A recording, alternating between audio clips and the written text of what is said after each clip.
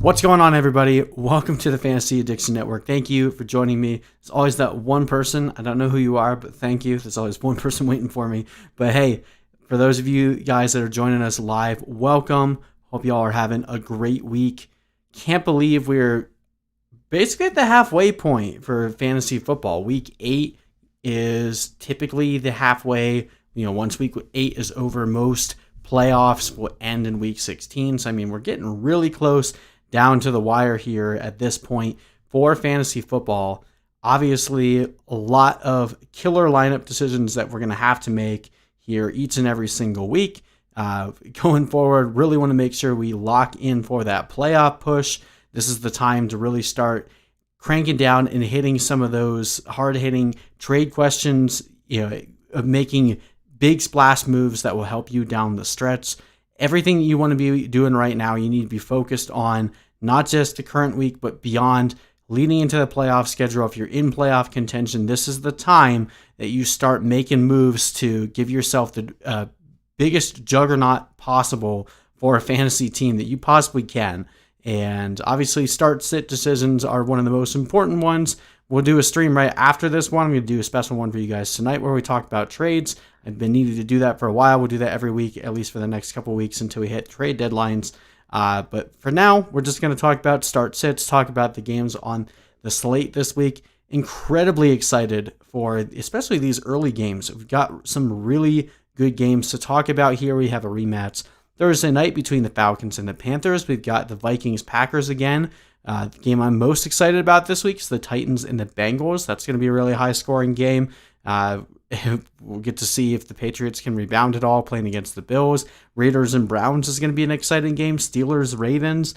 Lots and lots of really interesting storylines going on across the NFL and for fantasy purposes in Week 8. Pretty stoked myself. Hope you guys are as well. But as we always do, we will begin by talking about the Thursday night game for you guys, the one between the Atlanta Falcons and the Carolina Panthers. This is a rematch.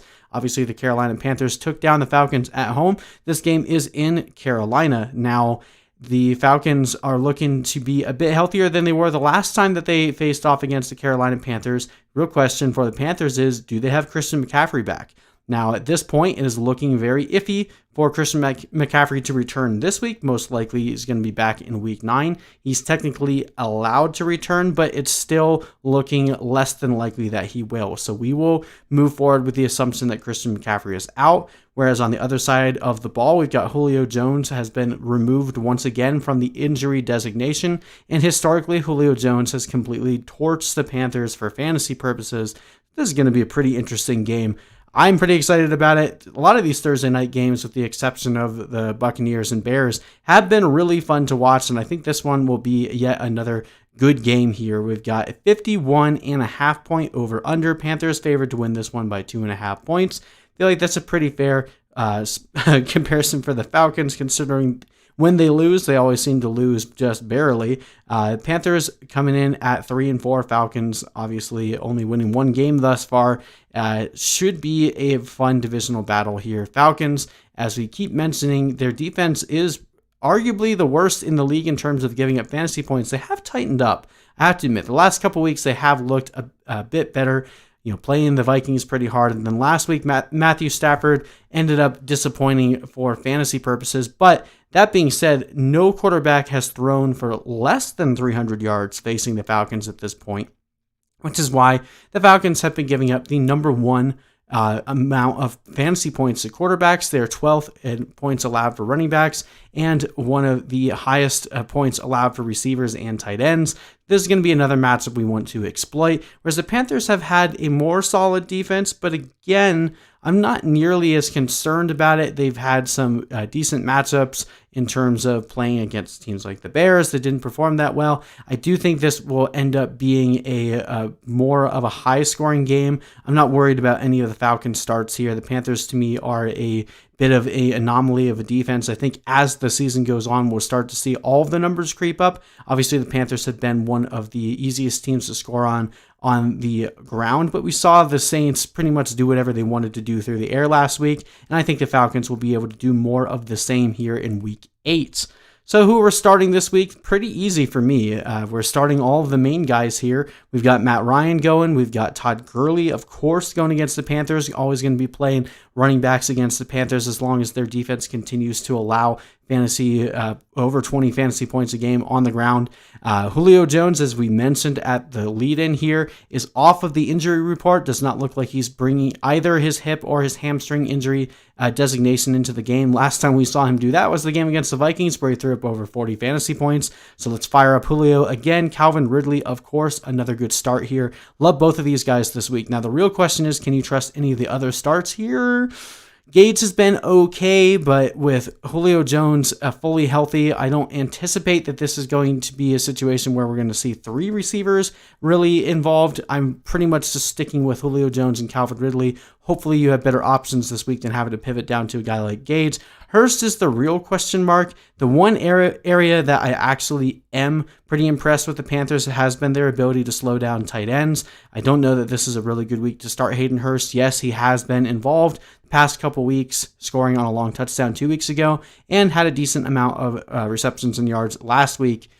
I just don't really want to throw a tight end out in this matchup here. I feel like that could end up being a trap here, especially after 2 good weeks in a row for Hurst. I feel like this is a down game for him. So he's the only one of the main starters there in Atlanta that I'm looking to pivot off of. Whereas on the Panthers side, we're starting Bridgewater. We're starting Mike Davis, as we mentioned again in the lead-in. It does look like Christian McCaffrey will miss one more week. Should be back in week 9. And that's where things get interesting because we want to see what that touch share looks like between Mike Davis and Christian McCaffrey. But as long as Christian McCaffrey is out, Mike Davis has been a pretty decent start. He has slowed down the last couple weeks, but the Falcons defense does not scare me at all. So I think we can fire up Mike Davis one last time. Robbie Anderson and DJ Moore, both top 20 options this week.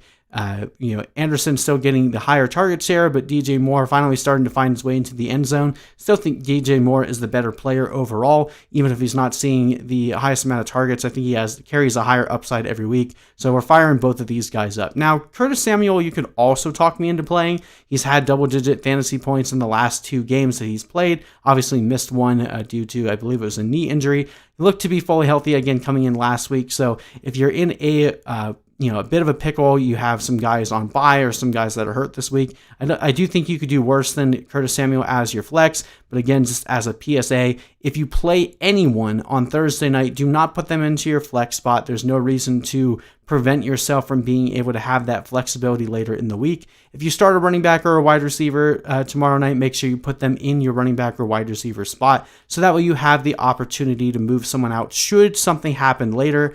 I mean, I feel like at this point, everyone should know that, but given that we're still in COVID season, we've seen crazier things happen where games just get canceled out of nowhere. Give yourself as much flexibility as possible as the week goes on. We're not starting Ian Thomas, even though the Falcons are giving up the most points to opposing tight ends. They went against the Saints last week, who were top 3 in points allowed for tight ends, and we didn't recommend starting Ian Thomas there. He put up basically nothing last week, so I don't expect him to really do much more here. This is a game where I'm pretty much avoiding the tight ends, but we'll start everyone else. I like the Panthers in this one. I think they end up eking this one out and go 4-4. Got the Panthers winning this one at home 28-24. Ryan Tannehill or Drew Brees. Ryan Tannehill is my number 4 quarterback on the week facing the Bengals. As we will talk about here in, I believe it's the next game after this one, is an incredible matchup for the Titans. The Bengals just allowed Baker Mayfield to throw 5 touchdowns, so it's going to be very hard for me to recommend benching Ryan Tannehill this week. And yes, you should definitely start both Calvin Ridley and Julio. I think this is going to be a massive game for both of them. Let's see. Trade Cooper Kupp in return for Swift or Clyde Edwards-Helaire. My wide receiver core consists of Thielen, Godwin, Hollywood Brown, Higgins, and Claypool. You've got Kamara, Montgomery, and Gordon. Yeah, I think it would be a good idea to move a wide receiver there for a running back. I do have Clyde Edwards-Helaire on my sell high list this week, but that being said, I would still rather have him than Swift at this point. I'm a little nervous about the touch share between him and Le'Veon Bell. Is pretty much 50-50 last week, although Clyde Edwards-Helaire has looked good enough that I think he can still be relevant. So maybe the higher upside there would be for Swift. Wonder if there'd be a way that you might be able to negotiate a trade where you get both of them. Maybe you include Montgomery into the deal and you get that. I want to be nice to Montgomery, but he's not someone that you really want to rely on every week. So if you could find a way to turn like Montgomery and Kupp into both Swift and Clyde Edwards-Helaire, I think that might end up being a pretty good move for you. And hey, Alyssa, what's up? Glad to see you. All right, let's talk about the Minnesota Vikings and the Green Bay Packers. This game in Lambeau, last time we saw these two face off, it was one of the highest scoring games we've seen on the season. Do you think this will be another barn burner here? The Vikings obviously look like they're kind of punting their defense away. They continue to deal with more injuries with Danielle Hunter going down for the season. It's going to be a very, very fun game offensively. Obviously, the Packers had taken a step back when they played the Buccaneers in Week 6, but they rebounded and went right back to their high-powered offensive ways, facing the Texans last week.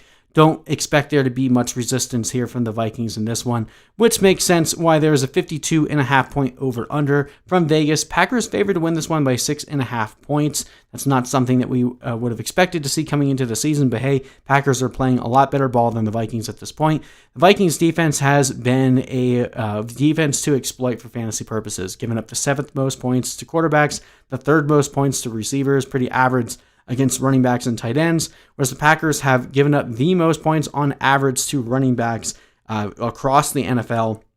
Now, receivers defense with Jair Alexander becoming one of the true shutdown corners in the game has been a bit of a concern for opposing fantasy receivers. Now, obviously, Jair Alexander was healthy in Week 1, and we saw Adam Thielen go off. I do know that he typically stays on the outside, so I don't really know if I can say that he's going to shadow either Thielen or Justin Jefferson in this one.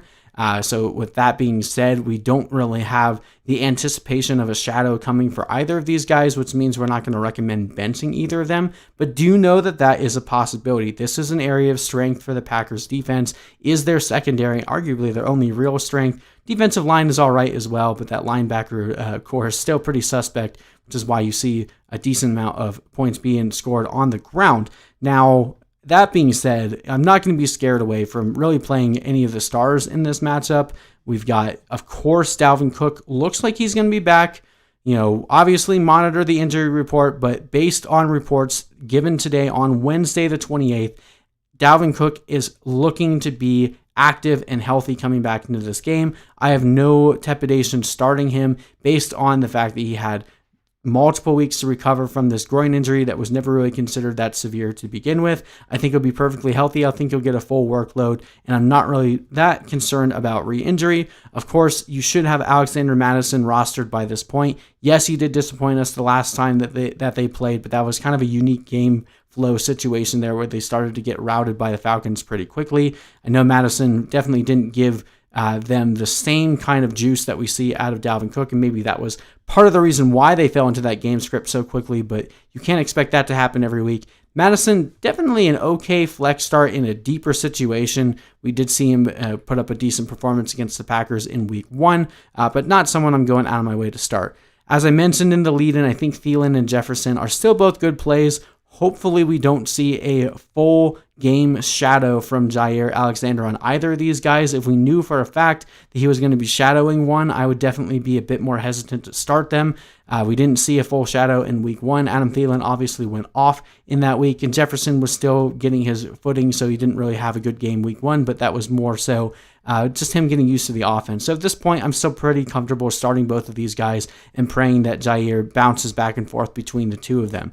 Kirk Cousins shouldn't be someone you have to be relying on at this point. Obviously has had a bit of a problem with throwing interceptions up to this point. Depending on your league, some leagues have interceptions penalized a bit more. So know your league settings for this one. I do think Cousins will have a decent day in terms of yardage, but not as excited about him as some of the other options that are probably on waivers this week. Now, the real question is, can you trust any of the tight ends here? I do note that the Packers have been pretty decent at slowing down tight ends up to this point. Irv Smith would be the play here if you needed to throw a tight end out there. Last time we saw him, he had 4 catches for about 50 yards, I believe, which is an okay day for a tight end. He's starting to see his snap share go up over the past 2 weeks that the Vikings played. So if we're looking for a stash option, I do think Irv Smith is a decent stash, but I don't really want to play him against the Packers here. Maybe he ends up getting a bit more involved than we're expecting, but I'm really just looking at the 3 core guys here. On the Packers side, this is pretty easy for me. Aaron Rodgers is a fantastic start. He's been great with the exception of the game against the Buccaneers. He's been one of the better fantasy options all year. Now, the question here is, will you start Aaron Jones or Jamal Williams? Well, that one's going to be pretty easy as well. The Packers front office or their medical team rather, is pretty conservative, as we've seen, with Davante Adams and now with Aaron Jones. Even when the player feels like they're ready to go, if the medical team has any concern whatsoever that their injury might, turn into something where they can re-injure it and make it linger longer, they will hold them out. So at this point, Aaron Jones is definitely in question for the Week 8 game versus the Vikings. Do not be surprised if he sits out one more week, healing this calf strain up. If he plays, I have no problem starting him, as I mentioned, with the conservative medical staff there for the Packers. If he plays, I believe he's 100% healthy. If he doesn't, then obviously they believe that there was a chance for him to re-injure it. So they're doing the work for us. I honestly wish that more teams would be like the Packers in that regard, because it would make things a hell of a lot easier for us in fantasy purposes, because then we wouldn't ever have to worry about, are we starting someone that's going to end up being gimpy or being a decoy? Like we know with the Packers, if a guy is starting, they're healthy enough to play. The only thing we worry about then is if there's an injury in the game, but no one can predict that. So for me, if Aaron Jones is playing, I'm playing him with full confidence. If he's out, I'm playing Jamal Williams with full confidence.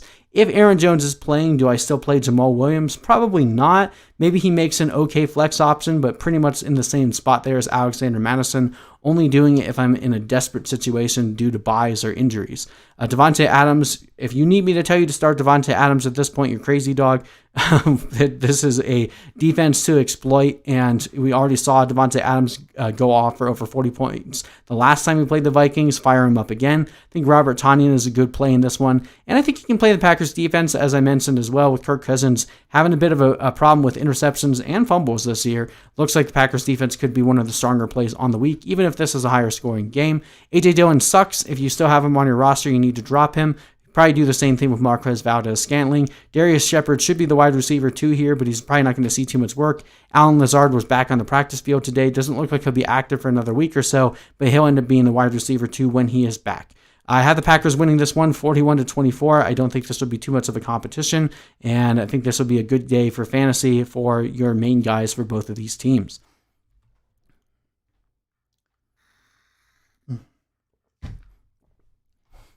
All right, jumping over and talking about the game I'm personally the most excited for from a fantasy perspective. We got the Tennessee Titans versus the Cincinnati Bengals. Tennessee Titans coming off of their first loss of the season after that missed kick after coming down and rallying against the Pittsburgh Steelers, the only remaining undefeated team on the season, whereas the Cincinnati Bengals just allowed Baker Mayfield to throw 5 touchdowns against them. This is going to be a really fun day for fantasy, I hope that this ends up being a pretty high-scoring game. Joe Burrow has been pretty good. Not as good as Justin Herbert, but has been very productive from a fantasy perspective. So I think we have a lot of good options and good plays in this one. We've got a 53.5 over-under, even higher than the Packers-Vikings game. Titans are favored to win this one by 5.5 points, giving us an implied point total of pretty close to 30 points for the Titans and 24 for the Bengals. That is pretty saucy. Absolutely love that. Titans defense has not really been anything daunting, giving it the 15th most points to quarterbacks, 17th to running backs, but giving it 4th most points to receivers and 7th most to tight ends, whereas the Bengals have been pretty average across the board with the exception of the tight end. They've been giving up a ton of points to the tight ends, as we saw last week, giving up 3 scores between Harrison Bryant and David Njoku. This should be a good bounce-back game for Jonnu Smith. Obviously, been pretty disappointed with the way Jonnu Smith has been used in the last 2 weeks, and there is obviously the caveat of, will Jonnu Smith continue to be used more as a blocker now that Taylor Lewan is out for the season? That is a definite concern. And, if we take a quick diatribe here and just talk about Jonnu Smith without going too far into this game yet, if Jonnu Smith disappoints this week, then that, for me, is definitely the red alert that he is not going to be what we thought that we had to start the season. Obviously, another big key factor here is they have A.J. Brown back, so they haven't needed to use Jonnu Smith nearly as much. I don't know exactly what's been going on, obviously, in week week 6, he was dealing with that injury. Week 7, he was off the injury report, practicing in full all week. So at this point, we're just going to have to wait and see. This is a really good matchup to see if Jonnu Smith is going to be the fantasy asset that we hoped he would be. Obviously, like I mentioned, the Bengals have been a complete jackpot when you're playing your tight ends against them. So this is a week I trust Jonnu Smith. We're going into our start sits here. You obviously already kind of laid that out. Ryan Tannehill is a absolutely fantastic play this week. Going against a defense that allows Baker Mayfield to throw 5 touchdowns. Yes, please give me all of the Ryan Tannehill. Give me all of the Derrick Henry. A.J. Brown, top 10 wide receiver every single week going forward. Corey Davis had 10 targets last week. You wouldn't know it because he only had 30 yards and a touchdown last week, but 10 targets in this kind of an offense definitely looks like he has the trust of Ryan Tannehill there as well. And I think you can honestly play the Titans defense in this one, even though we're expecting it to be higher scoring. The Bengals are allowing a ton of sacks to be had, plenty of interceptions there from rookie quarterback Joe Burrow. So really like all the options here for the Titans.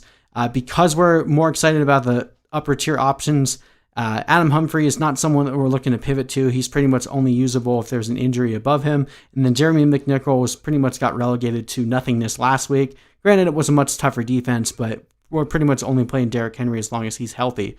On the Bengals side, I think you can start Joe Burrow. This is a good streaming option here if you're not happy with your current starter. Now, again, similar situation here between Joe Mixon and Giovanni Bernard.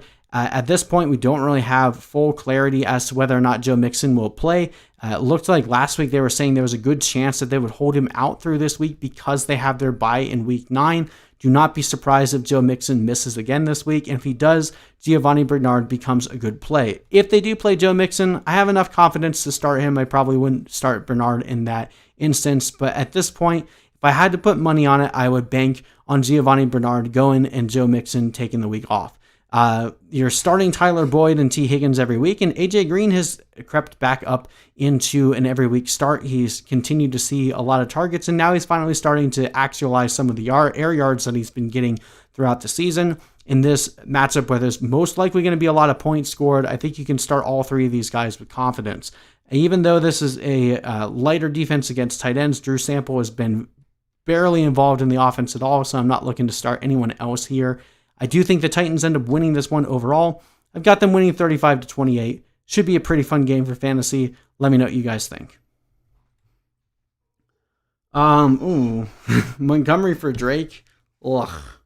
No, I wouldn't do that because my concern for Drake is that his job is basically going to be gone by the time he gets back because Chase Edmonds is a lot better than him at this point. A lot more explosive, a lot better in the passing game.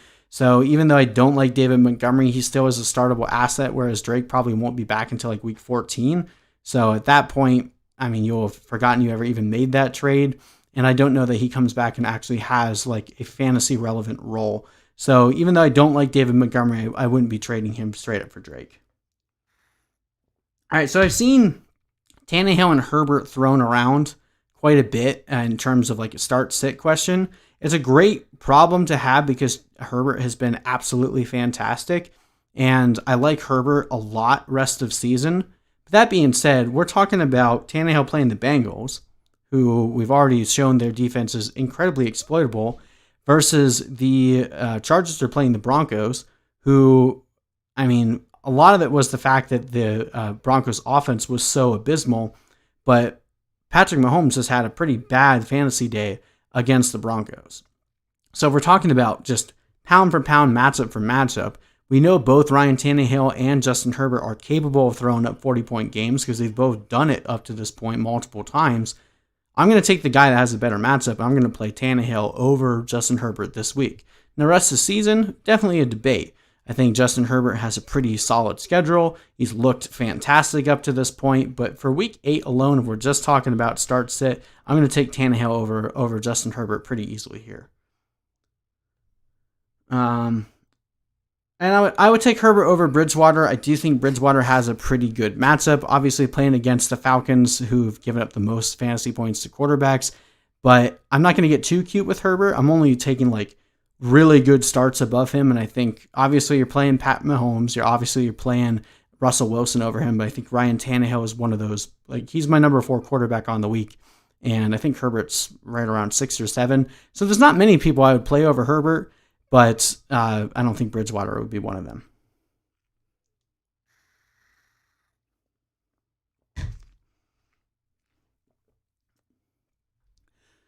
All right, since we have to talk about the Jets every single week, we will. Of course, this week they get to play the Chiefs. Yay! Vegas is like, ooh, let's give the Chiefs a 19.5-point spread. My goodness. 49-point over-under, giving us an implied point total of about 34-14. And that might be generous for the Jets. Like, man, this team has just been absolute grossness all across the board.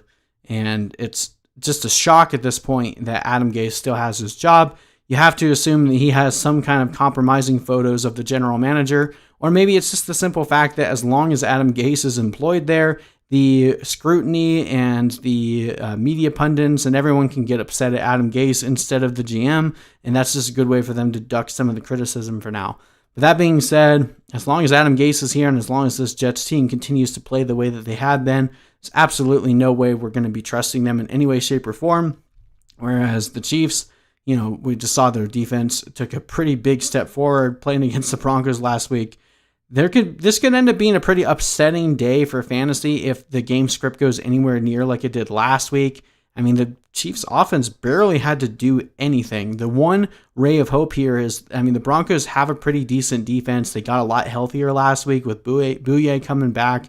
So I do think that the Chiefs should be able to put up some more points for fantasy on offense here, but we could still get another situation where we see Chad Henne come in and Patrick Mahomes sit out the whole fourth quarter. If they're up by like 30 points in the third quarter, that wouldn't surprise me in the least.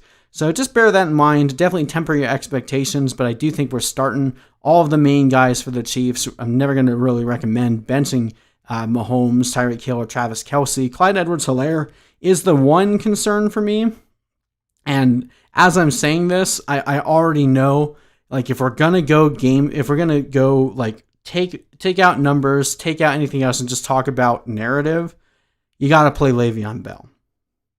If we're just talking narrative and you want to feel, play the feelings game versus the numbers game, which I don't recommend you do very often, but narrative is a thing that does actually impact. If we're talking revenge game narrative, Le'Veon Bell getting to play against the Jets, this could be an absolute dominant week for Le'Veon Bell. Now, last week, Clyde Edwards-Helaire and Le'Veon Bell split touches. Clyde Edwards-Helaire saw the majority of the opportunity in both the run and the pass game. Bell looked pretty solid. Obviously, Clyde ended up getting it done on the ground, finally getting into the end zone. I guess you can start both of them. I have Clyde Edwards-Helaire ranked a lot higher than Le'Veon Bell, but it would be really hard. If I had Le'Veon Bell on my team, it would be really hard for me to bench him against the Jets. So ignore the fact that I have him here on my second chance. I guess I talked myself into the narrative street. And if he sucks, I'm sorry. But I think you can start all these guys with confidence here, especially the Chiefs defense. Absolutely need to start them. Now, I'm not really excited about any of the other pieces here. Watkins most likely out again this week. Mecole Hardman has been a very big disappointment in terms of consistent fantasy production. And if the Chiefs aren't needing to score a lot, you don't really expect a lot from either him or Robinson. So basically only sticking with the main starting options here. On the Jets side, I can't trust anyone. Jamison Crowder likely out again this week. Yes, we did see LaMichael Pirine have a decent day on the ground last week, but if he doesn't score, that's not a good day for you. And I don't really know who's going to score in this one. Denzel Mims had the majority of targets last week, and he looked decent. I think they'll continue to get him involved a bit more, but the Chiefs' secondary is very dominant, so I don't know that you can really trust him in this one. Perriman could likely be out in this game. Braxton Berrios, not very good.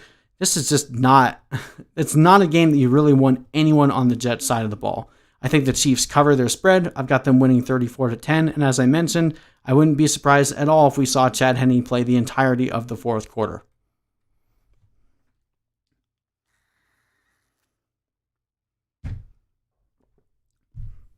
What's the question there, Rain? Are you asking, do you start Kyler over Herbert in any matchup? I mean, obviously not this week because Kyler's on bye. But, I mean, yeah, at this point, Kyler Murray has been the only quarterback that has had consistent quarterback one every single week. I don't really know that he has a matchup that you would really look at and be like, I can't bench him, or I can't play him this week. So honestly, what you do in that situation is, if you trust Herbert, you can probably get more for trading Kyler and trying to improve the rest of your roster. If you don't trust Herbert, then at least try to trade Herbert away after this week and get something back for him. But you really don't need to carry two quarterbacks that it's just going to haunt you if you pick the wrong starter, because no one's ever going to recommend benching Kyler, even if Herbert continues this tear. And I think at some point we'll see Herbert take a little bit of a step down. We typically see that with rookies, but hey, he hasn't done it thus far, so maybe I'm just talking out my butt. Pick two wide receivers between Rashad Higgins, Aguilar, and Juju. Juju for sure, and probably Aguilar. Still not fully confident in Rashad Higgins' workload there. Low pass volume offense, and we got Donovan Peoples-Jones, arguably a bit more athletic than him. Two tight ends involved, obviously Kareem Hunt involved in the passing game. So we're pretty much only going to see Rashad Higgins have a game like he did last week if the Browns have to throw as much as they did last week, which is not in their game plan at all. They want to run the ball. They want to be in control of the game and throw the ball as little as possible. So that's not necessarily a offense that I want to have a lot of the pass catchers in.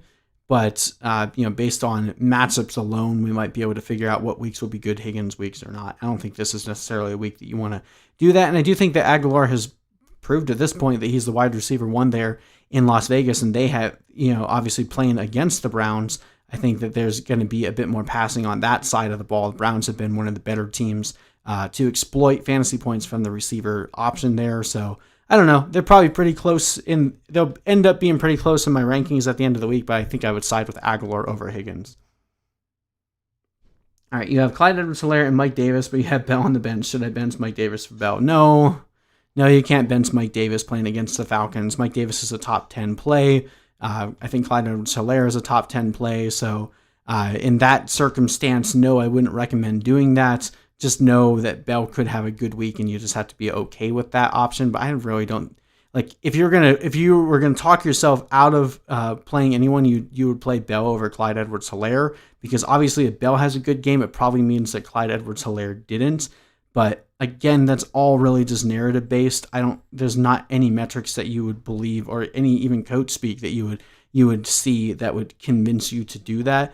So if you want to just go for the big balls play and bench Clyde Edwards-Helaire, I won't stop you. I just won't recommend doing it. Oh, yes. If Brandon Ayuk is on your waiver wire, you definitely should pick him up, and you should play him immediately because they're playing the Seahawks this week. The Seahawks are giving the most points to fantasy receivers. Deebo Samuel is out for a few weeks. That one's pretty easy to me. I wish Ayuk was on waivers in the leagues that I play in. All right, let's jump over and talk about the Indianapolis Colts and the Detroit Lions. Interesting game here. Lions coming off of a win, actually a couple of wins now, and then the Colts coming off of a bye week after they had their best offensive performance on the year against the Bengals. Seems like everyone has a good offensive performance against the Bengals. Should be a pretty interesting game here. 50-point over-under. That's a lot higher than I was expecting this one to be. I figured Vegas would say that this is going to be a lower scoring game.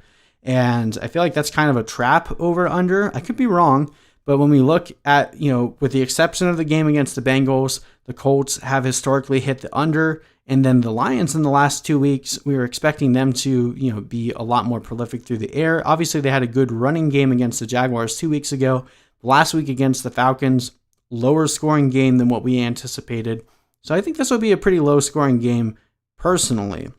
We have the Colts coming here with the best defense against quarterbacks and tight ends, one of the better defenses against running backs, and above average against receivers.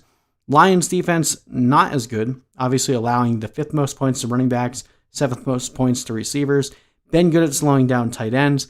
As I mentioned, my rankings are pretty much anticipating this game to hit the under pretty clearly here. I have pretty much only confident start here on the Colts side of the ball is Jonathan Taylor.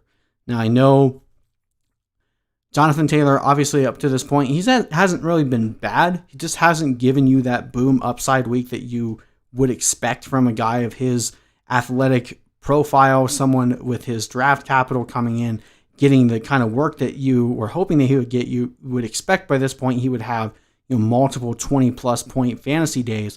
Hasn't happened yet. If it's going to happen, it's going to be this week against the Lions, who have been historically very bad against running backs through the year. So Jonathan Taylor, I have complete confidence in starting. Nyheim Hines is a flex option for me this week. Not someone I'm very excited about starting because outside of week 1, he hasn't really looked good. They have used him a little bit in the passing game, but nowhere near what we were expecting. This could be a game that they end up using him a little bit more. Now, we mentioned the Lions are very good at slowing down tight ends. I think that Trey Burton is a good stash option, and if you have to play him, he's not the worst start this week because the Colts do funnel a lot of their passing, especially in the red zone, to the tight ends there. And with Jack Doyle and Mo Alley-Cox still dealing with injuries, I think Trey Burton could end up having a nice day. I just don't have him ranked in the top 12, which is why he's in my second guess category, but I have some confidence there. Where I don't have any confidence is in the receivers. Last we saw, Marcus Johnson was the leading receiver for this team. We've seen Zach Pascal have a good day where he led this team in receiving yards. This has been a low-volume pass offense with a pretty much dust Phillip Rivers up to this point, with the exception of when they play the Bengals.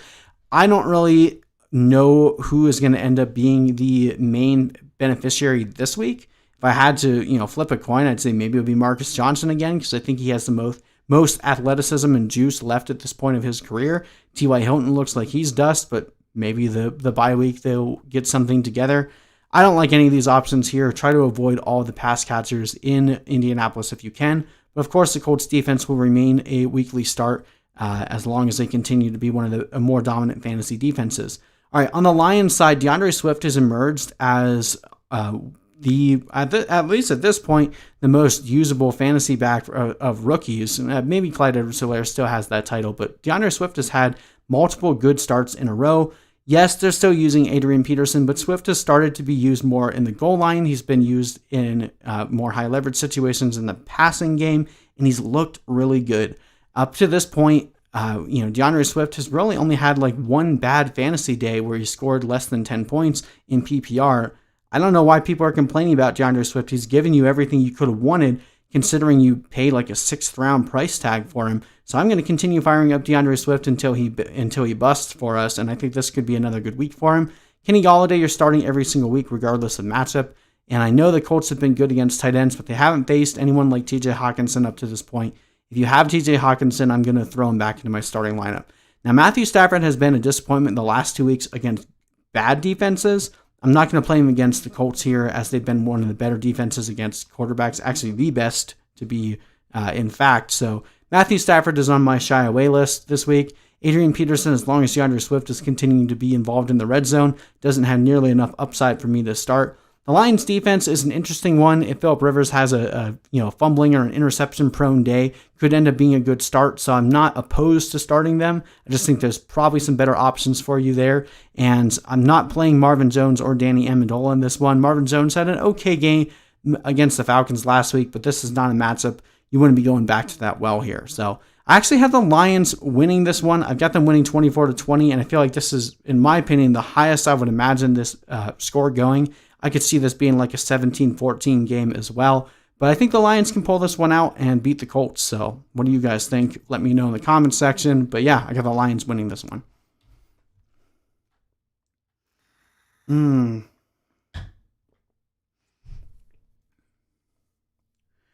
Based on my rankings, I'm probably going to have Landry above Bell, Micro Gamer.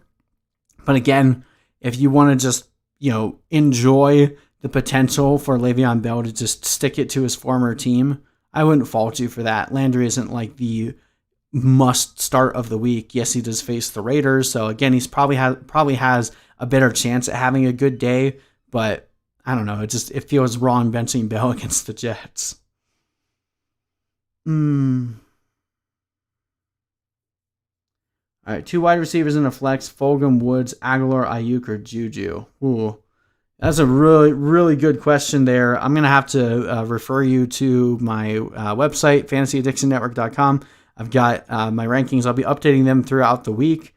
I think as it stands right now, if memory serves, I would have Woods, Juju, and Fulgham above Aguilar and Ayuk, but I wouldn't fault you for throwing Ayuk in over Fulgham.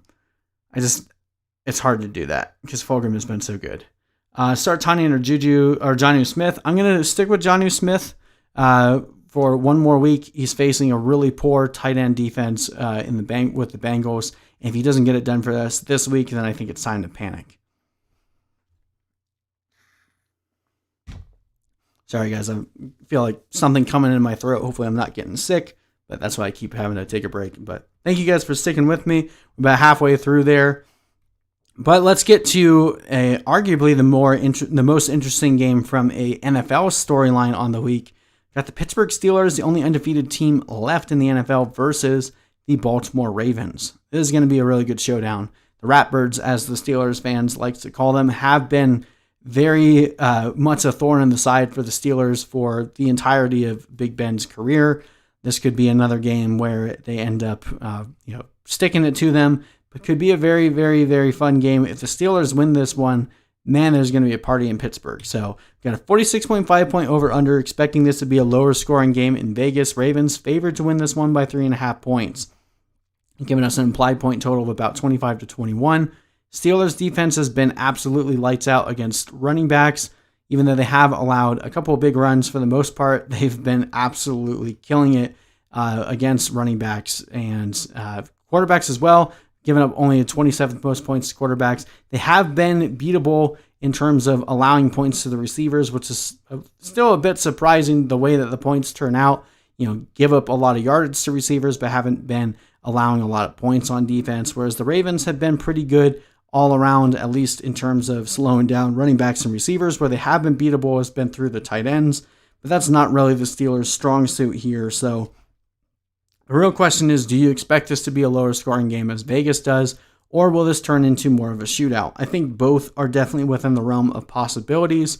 I'm trying to take more of a middle ground approach because I do think that there should be some hesitancy to start everybody here, but a lot of these guys have been doing so good for you. You probably don't have better options anyway, so even in a tougher matchup, you always feel stupid whenever you bench a really good guy just because they had a tough matchup, and then when they go off on your bench, you don't forgive yourself and you have yourself a really bad weekend. We don't want to recommend that. So in terms of the Steelers, we're going to play James Conner in this one. He's been an every week starter as long as he's been healthy. He's healthy. We're going to play him. Now, Deontay Johnson, you got to continue monitoring. He did miss practice today, but it's Wednesday, so Wednesday reports, typically you see these kind of guys take a break. So not too worried about Deontay Johnson. If he plays, he's a must start. Juju Smith-Schuster, definitely more involved with Deontay Johnson coming back. I think really what we're seeing here is Juju is more involved in the games where the Steelers have to throw the ball a lot more.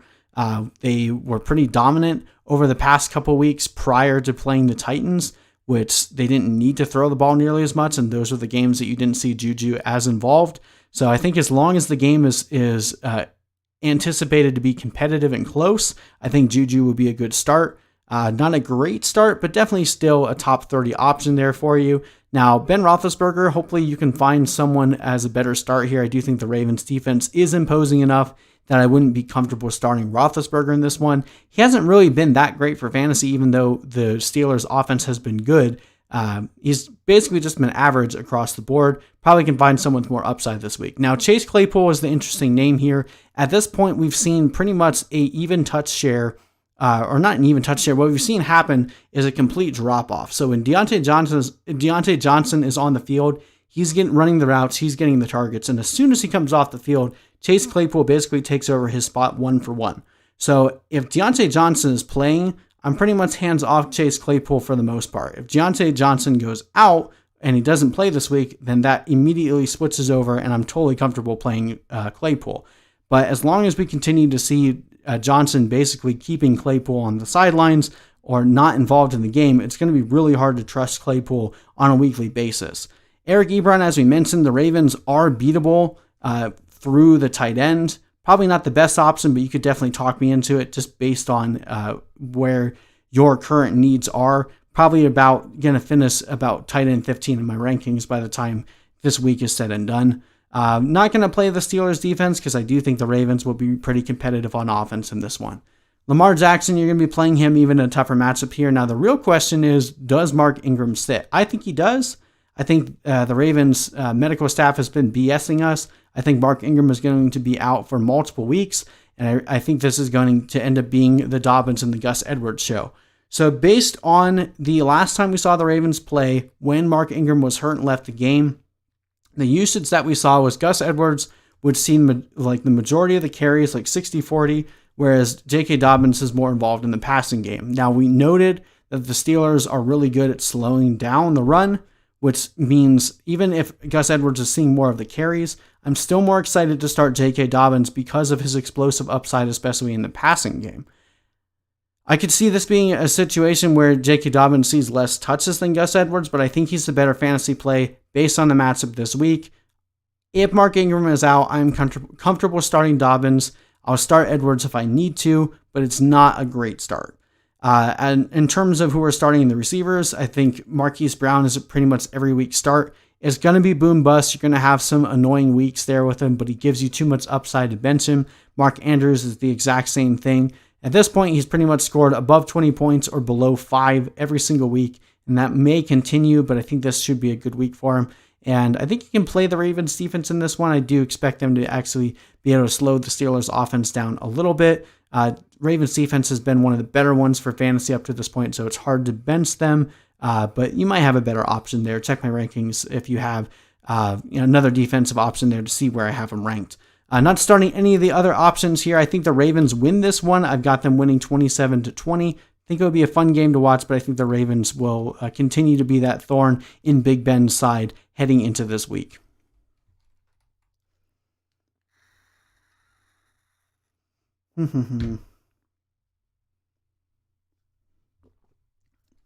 Yeah, I know. Good question. I really wish that they would, because like last week we saw they flexed the Sunday night game because they originally had the Buccaneers and the Raiders going at Sunday night, and they had the Seahawks and Cardinals going in the afternoon, and they flexed it. I really wish they would do the exact same thing here and put the Steelers and Ravens up on the Sunday night game. That would make a lot more sense, but they decided not to do that this week, so who knows. Yeah, you got to go with Waller over Graham.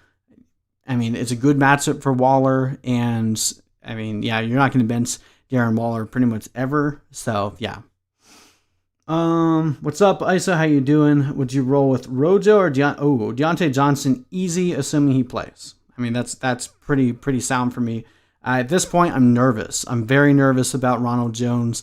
Leonard Fournette looked better. He just looked better. He was better in the passing game. He was running better. Had more yards per carry. Yes, Ronald Jones got the early touchdown.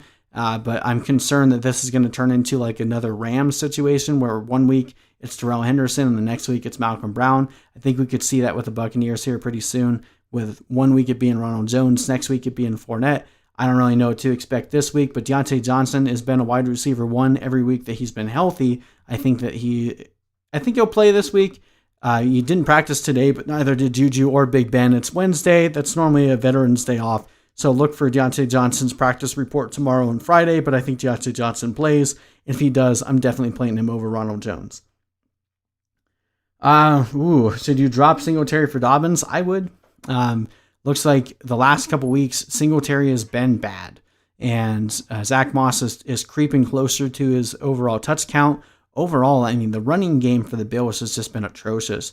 This is a tough matchup for them against the Patriots this week.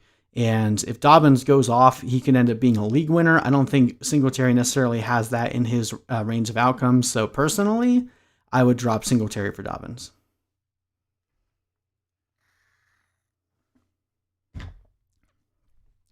All right, we get Tua time. This is the game between the Los Angeles Rams and the Miami Dolphins.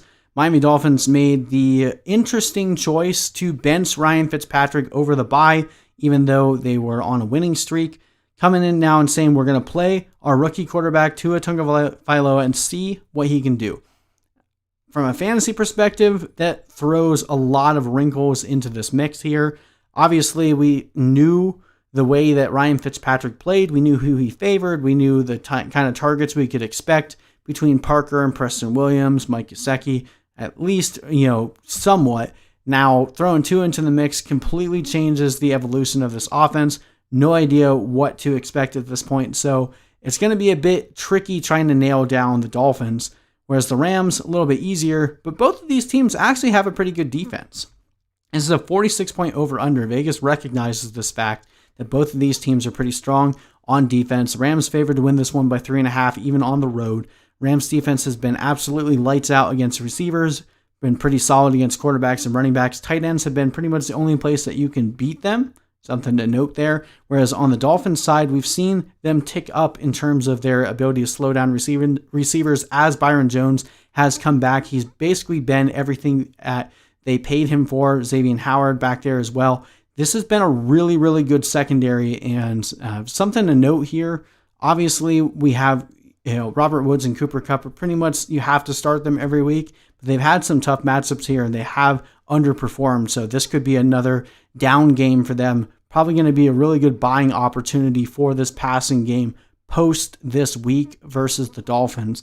I do expect this to be a lower scoring game, especially with Tua coming in. Not really expecting the Dolphins to put up a ton of points, but hey, we would have anticipated that about the Chargers when Herbert got thrown out there and he came out and, put up a pretty good game against the Chiefs. So stranger things have happened.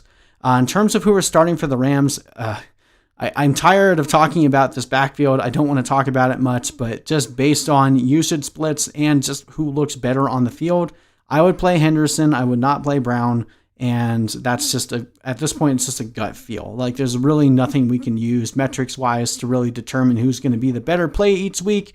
I just think Henderson will be the better play. Dolphins have been a defense to exploit with running backs. So if you are nervous about starting these guys, I think one of them will have a really good week because the Dolphins have allowed a lot of fantasy points to running backs, and I think Henderson will be the guy to get it done. As I mentioned, Woods and Kupp are every week starts, even though you have to temper your expectations here. And I think the Rams defense playing against a rookie quarterback, a pretty decent option here, already playing pretty well for fantasy. I think this could be a pretty good week for them.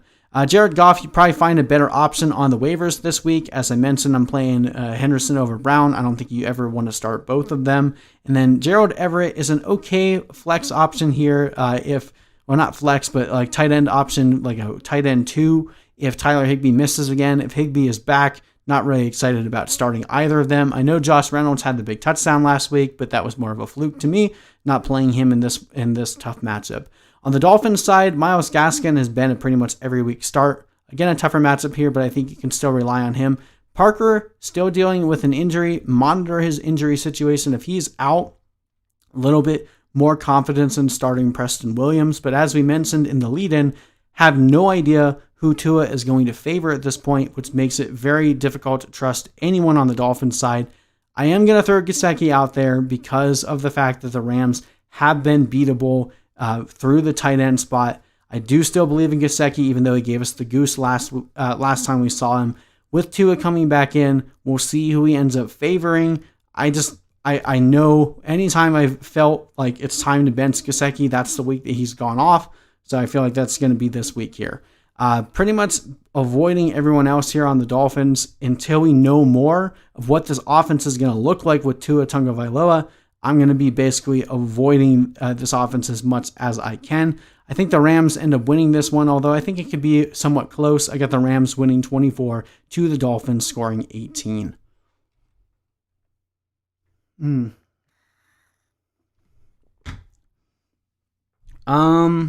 Yeah,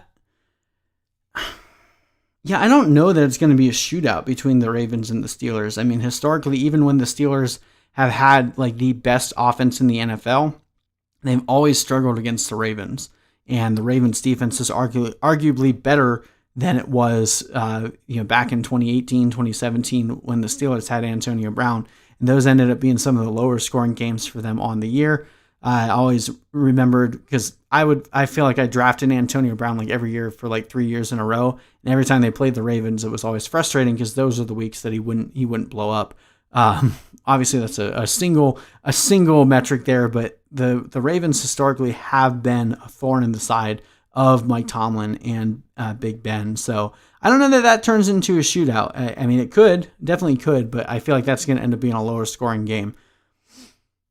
I would still start Andrews over Jonnu Smith. I mean, pretty much at this point, you're starting Kelsey, Kittle, Andrews, and Waller pretty much over everybody until further notice.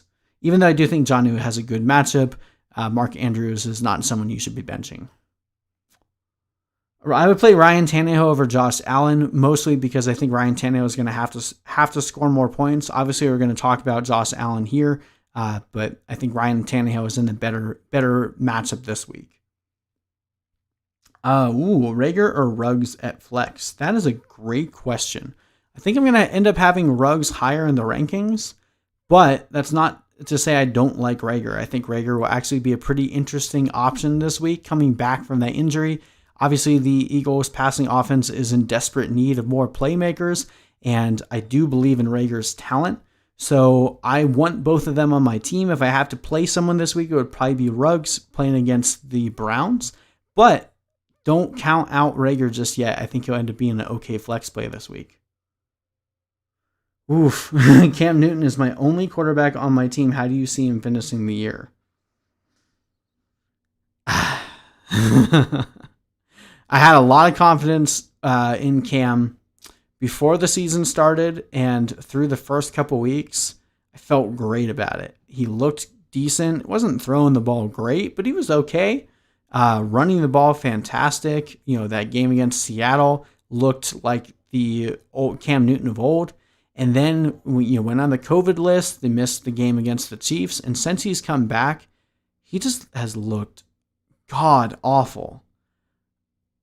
This is going to be a really telling week before we get into this preview here between the Patriots and the Bills.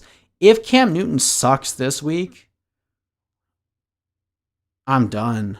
Like this, I can't endorse starting him this week after what we've seen the past 2 weeks. I'm hoping that Bill Belichick can turn things around. But I mean, we're talking about if the Patriots lose this game, they're going to be 2-5. That's huge. That's bad. And I don't know. I don't have much confidence in Cam at this point. Check your waivers and see if there's another guy out there that you could potentially switch over to this week, because I don't think this is a great matchup either. Yeah, I don't have much confidence in Cam at this point. Josh Allen or Wentz? I think I have them back to back in my rankings. I think Wentz has more upside, but it's kind of hard to recommend starting Wentz over Allen even at this point. So I'll probably still go with Allen. Who to flex between Bell, Hasty, Coleman, or Montgomery? Yeah, let's just go with Bell. I mean, playing against his old former team, as we mentioned, I do think that he'll have a pretty decent showing there. Montgomery has been terrible. Hasty, Coleman. I think Coleman will end up still missing another week. I know he's eligible to return, but it's a 21-day turnaround period. Don't be surprised if Coleman doesn't play this week. And then it's a matter of, will Hasty get the touches or will McKinnon get the touches? Playing against Seattle, who has had an okay run defense. I know that doesn't really matter because the 49ers always run the ball well. If Coleman is out, maybe I'll recommend Hasty over Bell. But I just kind of want to play Bell against the Jets. That just seems like the fun thing to do. Keep Fulgham. I know Landry is definitely a buy at this point. If you can get him on your roster without having to drop Fulgham, I would do it, but I'd still probably play Fulgham. All right, let's get into this game between the Patriots and the Bills. Lots of implications here for the AFC East. Obviously, the Bills are in the lead right now, where the Patriots are floundering. If the Patriots lose this game, they go to 2-5 and are in dire straits in terms of their ability to win this division. Whereas if they win this game, that would give the Bills their third loss and put the Patriots basically right back into the hunt. So can Bill Belichick turn things around? This offense has looked arguably the worst in the league. At this point, I'd rather have the Washington football team's offense than New England's. It's been that bad. Can they turn things around? We shall see. Vegas doesn't think so. They've got this as the lowest over-under on the week. They've got a 42-point over-under. Bills favored to win this one by 3.5 points. Still pretty close. They still do believe that the Patriots can hang with the Bills here. Now, the Bills' offense has been not as good over the past couple weeks. They came out on fire for the first 4 games, and then the last 3, they've been less than stellar. A lot of that to do with John Brown being hurt. Doesn't look like he's going to end up suiting up again this week. Both of these teams have been good on defense. The Patriots have been beatable in the running game, but it doesn't matter because the running game for the Bills has just been terrible. Whereas the Bills have been exploitable through the run as well. Really good at slowing down receivers, and the Patriots don't have any receivers. This is just not a game I really want a lot of fantasy players going, because I feel like there's two ways that this game could go. Obviously, number one is the Bills do what the 49ers did last week and just completely rout them from the start.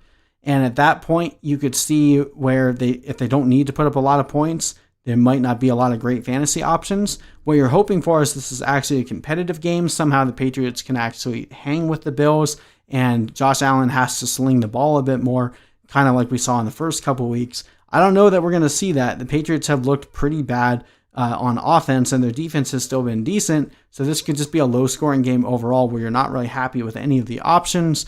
I'm not starting anyone on the Patriots. I can't recommend it at this point. James White barely involved last week. He was seeing a pretty decent floor every single week, but last week only had one catch.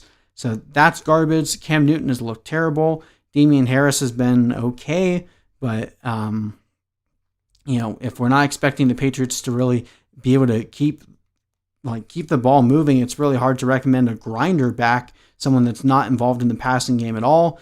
Damiere Byrd would be the only receiver I would even remotely think about starting at this point. You're probably dropping both Edelman and Harry, and you probably don't roster Byrd either. This is just a garbage offense at this point. And unless Cam Newton can, find the fountain of youth and turn things back around. I mean, we did see him look okay the first couple weeks, but maybe that was more of a matchup dependent thing. It's really hard to trust anyone on the Patriots at this point. I'm going to give Newton one last week before I recommend everyone dropping him, but I definitely don't want to play him this week if I can avoid it. On the Bills side, I think you can play Josh Allen with some confidence here. I know the Patriots have a decent defense, but we have seen some, obviously Russell Wilson had a good game against them. There have been decent plays against the Patriots. Not the best start this week, but definitely still good enough to be playing in your top 12 quarterbacks. Stephon Diggs has been an every week start regardless of matchup. That doesn't change. And I think you can play Cole Beasley again if John Brown is out. Obviously getting 12 targets last week. Can't ignore that. He's not explosive by any means, but he has been a staple for Josh Allen when John Brown is out. So I think Cole Beasley remains a decent PPR play. The Bills defense here is probably the MVP and one that you're going to want to play pretty much over everyone else. With the Patriots offense being as bad as it is, the Bills defense is a really good play here. Now I know, as I mentioned, the Patriots run defense is where you can normally beat them, but between both Singletary and Zach Moss not looking good on the ground and the fact that they're basically back to splitting carries 50-50, I don't want anything to do with this running game, even in a decent matchup here. Not playing any of the tight ends either. Gabriel Davis is an interesting flex. Should have had that touchdown last week, but it got called back and ended up with a pretty poor fantasy day. Maybe he ends up coming through for you, but I'm pretty much just playing Allen, Diggs, Beasley in the Bills defense and trying to avoid this game like the plague. I think the Bills end up winning this one. I have this a really low score game. I got the Bills winning 17 to the Patriots scoring 14.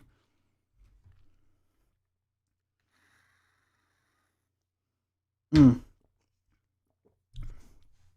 me check my rankings for you real quick and remind myself for the Josh Allen and Carson Wentz. So I actually have Carson Wentz at 6 and Josh Allen at 9. I think Carson Wentz gives you higher upside. He's actually been the quarterback 2 over the last 3 weeks for fantasy points scored. So I'm going to double back on that. I said Josh Allen at first, but I think I actually would start Carson Wentz over Josh Allen. I don't trust that the Patriots are going to score enough points to make him be competitive. And the Patriots have actually been very good at slowing down Josh Allen over the past 2 years. We'll see if they can do that again on Sunday, but I'd probably start Carson Wentz over Allen this week. Okay, let's see. Derek Carr and Matt Stafford. Give me Carr, man. We're about to talk about this game, but I think this is going to be a lot higher scoring game than the Colts and Lions. And Derek Carr has been good. So not really any reason. And Matthew Stafford has actually been pretty bad for fantasy purposes, not really scoring many touchdowns up to this point. I think Derek Carr is the stronger play in pretty much every way you look at it. Okay, so Delvin Cannon says he just picked up Goddard. Do I see him taking over tight end over Ertz, or should I pick up Ertz and drop Goddard? Hawkinson as my starter. Ertz looked terrible, dude. Ertz was playing absolutely bad football. There's been talks of him, they're trying to trade him, and no one wants to trade for him because he looks bad. whereas Dallas Goedert is really good. So Goedert will be back in week 10. I don't think we'll see Ertz back until week 12. And even when he is back, Goedert is the better player at this point in their career. So I would most definitely rather have Goedert over Ertz. Hawkinson is a great tight end, so you can keep playing him until Goedert is back. And I think by the end of the year, Goedert ends up being the league winner. I would just leave Ertz to rot on the waiver wire until he shows us that he has anything left. All right, so we've got Michael Thomas, and I want to get someone, and I want another wide receiver. Who do you think I can get? That is a great question. One that I have been incredibly torn over up to this point because I've looked at all of my leagues. I don't have any Michael Thomas because I wasn't drafting a wide receiver in the first round. That wasn't my strategy this year. And I was thinking like, okay, do I want to try to make a play for Michael Thomas? Because if he comes back and is healthy, that's the kind of move, especially right now, before we get into that playoff push, you really like to try to go after the guys that are either underperforming that you think will bounce back or guys who have been hurt that you think by the end of the year will be true difference makers for your team. So Michael Thomas definitely fits that bill of a true difference maker and someone that you want on your team. I am concerned, though, with this hamstring injury that this will linger for a while. I think by week 16, you'll be happy that you have Michael Thomas. The real question is, at what point will you actually be happy? Probably not till like week 11 or 12, because historically with high ankle sprains, those can go on for a while and linger. We saw last year with Saquon Barkley, he had like 4 or 5 down games before he finally regained his form. And even now with this hamstring injury as well, it could be some time before we see Michael Thomas truly dominate again. That being said, if you have a winning team, if you're like 5-2 or 6-1, you have a decent core and you can end up, keeping that winning streak going, I'd rather have Michael Thomas. But what you're asking is who can we trade him away for? His value is just so low right now. I don't know that it would make sense to trade him now. The real time to trade him would have been like 3 or 4 weeks ago. If looking at my rest of the season trade chart, let me pull that up here real quick. Who I would actually prefer to have over, if you could get like Keenan Allen, I would definitely do Keenan Allen for Michael Thomas straight up if you could find someone that'd be wanting to do that. Obviously, either of the Falcons, I prefer Julio Jones or Ridley. Stephon Diggs, I think, would be a good option for you. A.J. Brown, Adam Thielen, maybe Adam Thielen coming off of the bye week. Terry McLaurin, Kenny Golladay, even Tyler Lockett. All of those guys I have ranked ahead of Michael Thomas right now. But that being said, if you're in a situation where you can, win and keep your roster the same, I feel like I'd rather have Michael Thomas in week 16 in the Super Bowl than any of the guys I just mentioned, except for maybe Julio Jones or Calvin Ridley or A.J. Brown. But I don't think anyone's going to give up those guys for Michael Thomas. So see what you can find. You can always come back and comment and let me know. But yeah, those would be the only guys I'd really be looking to trade Michael Thomas for right now. Oh, dude, James, thank you. I appreciate you, man. That means a lot to me. Let's see. So you're asking if we trade Fuller, Anderson, Edmonds, and Gibson for Gaskins and Golladay. You have Zeke, Clyde Edwards-Helaire, DeAndre Swift, Justin Jackson, and J.K. Dobbins. You've got Keenan Allen, Allen Robinson, Ayuk, and Hollywood Ayuk and Hollywood are in free agency. Ooh, geez. Okay, so let me think about this again. So you have Keenan Allen and Allen Robinson, so that's a decent 1-2 punch. You're trading away Fuller and Anderson. Essentially, you're trading Fuller and Anderson for Golladay and Edmonds and Gibson for Gaskin. I would try to not trade away Edmonds. I think Edmonds is going to end up being a league winner. I'd rather have Edmonds than Gaskin at this point, so I wouldn't do the running back side of it. Try to reshape the deal to see if you can maybe do something like Fuller and Anderson for Golladay. I would do that. I'd rather have Golladay than both of them, and considering you have a strong starting lineup across the board, I would try to do a 2-for-1 deal. But I think giving up Edmonds and Gibson for Gaskin doesn't make much sense to me. I know Gaskin has been all right, But with Tua coming into the fold, we'll see what that ends up doing for the run game there. And honestly, I think people are undervaluing Edmonds right now. The last couple times we've seen him actually have like a bell cow type workload, he's been a top 3 running back. This is a really good Cardinals team. I think we could see Edmonds be putting up like 20 plus fantasy points every single week. And when Drake comes back, I don't know that he comes back to the starting role. So I would rather have Edmonds by a lot and Gibson over Gaskin at this point. So try to see if you can restructure that deal to where you get Golladay without having to give up Edmonds and Gibson. I think I answered the Derek Carr and Matt Stafford for you already, but I'm going with Derek Carr. And I did get your donation question. Hopefully that answered it for you, James. Thank you so much again for that donation. I appreciate that. Gurley or Zeke rest of season? Oh, God.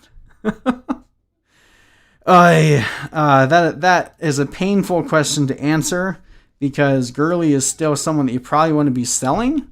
I still have Zeke above Gurley, and I know it's looking dire, and it's a bit rough. I get that for sure. But Dalton isn't going to be out for very long. I know it's been rough, but I still look at that schedule for the Cowboys, and I expect them to still have good fantasy value going forward. I'd still rather have Zeke than Gurley. Gurley is still obviously someone that could get hurt, lingering issues, whereas Zeke has been healthy his entire career. Yes, it has been a problem for him in the pass game this year, but give them some time. Their offensive line is going to get healthier. Zach Martin is going to come back, and I think that helps Zeke a lot. So I'd still rather have Zeke than Gurley. Shepard or Brandon Cooks is a really interesting question that I think will be dependent on whether or not the Texans end up trading somebody. There's been a lot of rumors over actually all 3 of the receivers. So there's been rumors that the Texans have been fielding trade rumors for Fuller, Cooks, and Cobb. So if they trade any of those guys, I think that ends up helping Cooks' value. If he's not the one traded, I should say. So if Fuller or Cobb goes, I think Cook's value goes above Shepard's. If they don't make a trade at all, personally, I'd rather have Shepard. I think he's going to see more consistent workload there. My only concern for Shepard is he's been very injury prone at this point, but he has been Daniel Jones' favorite target. Has a really nice schedule coming up, whereas the Texans' schedule is a bit more difficult for the pass catchers. So unless they trade away Fuller, or Cobb, I would probably rather have Shepard than Cooks, but it's close. Edmonds or Kareem Hunt rest of the season? I'm not going to get too cute there. I do like Edmonds a lot, but I'd still rather have Kareem Hunt.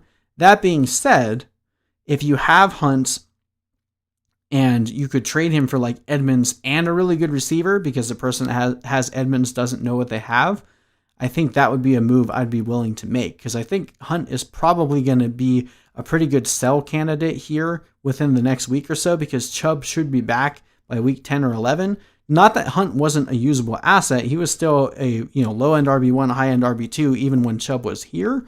But if you can get a guy like Edmonds that I think will score pretty close to Hunt and someone else, I'd probably end up doing that. Just I wouldn't do it 1-for-1.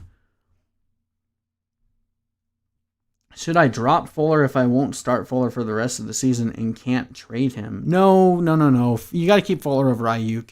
I mean, Fuller is pretty much, with the exception of the goose that he gave you where he hurt his hamstring against the Ravens, he's still been a wide receiver at least 2 every single week. He's been a consistent option.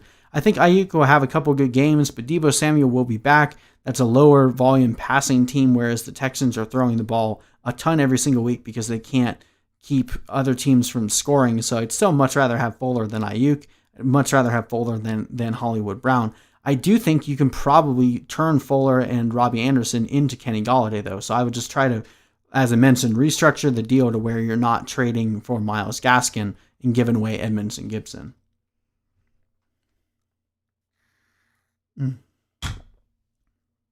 Okay, let's talk about this game. The Las Vegas Raiders versus the Cleveland Browns. Honestly, pretty excited for this one. This is one of those games where you're probably more excited about it from a fantasy perspective because these aren't 2 teams that would generally excite the public unless you're really a fantasy junkie. But both of these teams have had some pretty interesting developments in terms of the way that their offenses looked. Obviously, last week the Browns lit it up against the Bengals, whereas the Raiders have been very good on offense, much better than we anticipated them to be. This should be a pretty fun game to watch for fantasy purposes. So jumping over here and talking about their Vegas lines, we got a 52.5 point over under in this one. Browns are favored to win by 2.5 points, but it's a pretty close game there. Raiders are allowing the 4th most points to quarterbacks and the 2nd most points to running backs, 10th most points to receivers. So they've been exploitable in all the main skill positions, above average against tight ends, but only barely so. Whereas the Browns have been giving up the 8th most points to quarterbacks, the 2nd most points to receivers. This should be a high scoring game based on this matchup alone. That is why I'm pretty excited about this game. Derek Carr has looked incredibly good. He's looked very close to his old self from when he was actually an MVP candidate. Not really getting those mentions now, but he's played very well. This has been a very different Raiders team that we've seen. Browns obviously losing Odell Beckham should be a downgrade to their offense, but we saw Baker Mayfield look way more comfortable without Odell Beckham there. Maybe there's something there. I'm not going to try to say addition by subtraction here, but Baker Mayfield definitely looked more comfortable without Odell Beckham in the lineup. I think this will be a pretty fun game all around. On the Raiders side of the ball, Derek Carr is a great streaming option this week. Obviously, as we mentioned, Browns giving up a ton of fantasy points to quarterbacks. Josh Jacobs disappointed you last week. I think he ends up having a very nice day here. Now, in terms of receivers, I think Aguilar is the best start here, but I would start Ruggs if you have him and you need a high upside option. He has not seen nearly the target share that we would like to see, but he's the kind of guy that can get it done for you on 1 or 2 plays, and I think he could definitely get a nice long touchdown bomb in this one, just based on the weakness of the Browns secondary. So Aguilar and Ruggs are good starts for me. I have Aguilar ranked higher, so that's why I have him above Ruggs here, but I think you could start both of them. Darren Waller, of course you're starting him at this point. I'm never really going to recommend benching him. Hunter Renfrow hasn't seen nearly the target share you want to see from him, so I'm probably going to recommend keeping him on your bench if you can. On the Browns side, Baker Mayfield, also a good streaming option. Would probably start Carr over Mayfield because I think the Raiders will have to throw the ball a little bit more. Mayfield is a great start. Hunt, still a great start. This could be a top 3 week for Kareem Hunt. The Raiders' run defense has been absolute garbage the entire year. I think you can start Jarvis Landry pretty confidently here without Odell Beckham. Rashard Higgins, we'll see if the touch share between him and Donovan Peoples-Jones, we'll see how that breaks out. I think Donovan Peoples-Jones is the more athletic option here, but Higgins definitely has more of the trust of Mayfield. This could be one of those situations where as the season goes on, you start seeing Peoples-Jones used more than Higgins, but I do think this week I would trust Higgins a bit more than Peoples-Jones. Now, the tight end option here, obviously, both Bryant and Njoku. Bryant had 2 touchdowns last week, and Njoku had 1. Bryant ran more routes, had more targets in this game, which means we have no idea what is going to happen this week. Because that's just how fantasy goes. So I'm not really excited for either of these options here. If you had to throw one out there, I'd probably throw Bryant out there, but don't be shocked if David Njoku ends up having the better day. And we'll see, maybe Austin Hooper ends up surprising us and playing this week. I would play Austin Hooper if he was back, but I'm thinking they're going to hold him out because they do have their bye week next week. Not playing either defense in this one. I actually think I like the Raiders a little bit better in this one. I got the Raiders winning this one 28-24. All right, let's see. 2 quarterback league. Playing Russell Wilson, thinking about benching Ben this week only for a waiver. Either Cousins, Garoppolo, or Foles. So Ben Roethlisberger isn't someone I'm excited about starting this week, but Cousins has been too interception prone for me. Garoppolo is interesting, but playing without Deebo Samuel definitely keeps him a little bit suppressed in my rankings. And then Foles, I'm not playing Foles regardless of the matchup. He's just been garbage. So I guess the only guy I would be debating would be Garoppolo, but I think you can stick with Ben. Yes, they're playing the Ravens, but maybe by nature of them playing a higher power offense, they're going to have to throw the ball more. So Ben Roethlisberger should still be a top 16, top 18 option this week. I think pivoting to Cousins or Garoppolo just seems like it's getting a little too cute for me. I'd still stick with Russell Wilson and Big Ben. All right, guys, I need a break thank you so much for watching. This was a really fun stream. We'll be posting up, if you missed anything, as we always do, we'll post up the individual games. You guys can check those out tomorrow. We'll be doing another stream here in just a little bit, talking about some trade options. Also be doing our late games stream, talking about the rest of the week 8 games on the slate tomorrow night. Thank you guys so much for watching. I do truly appreciate it. We will see you guys over the course of the week, and I hope you guys have a good rest of your week. Good luck to you.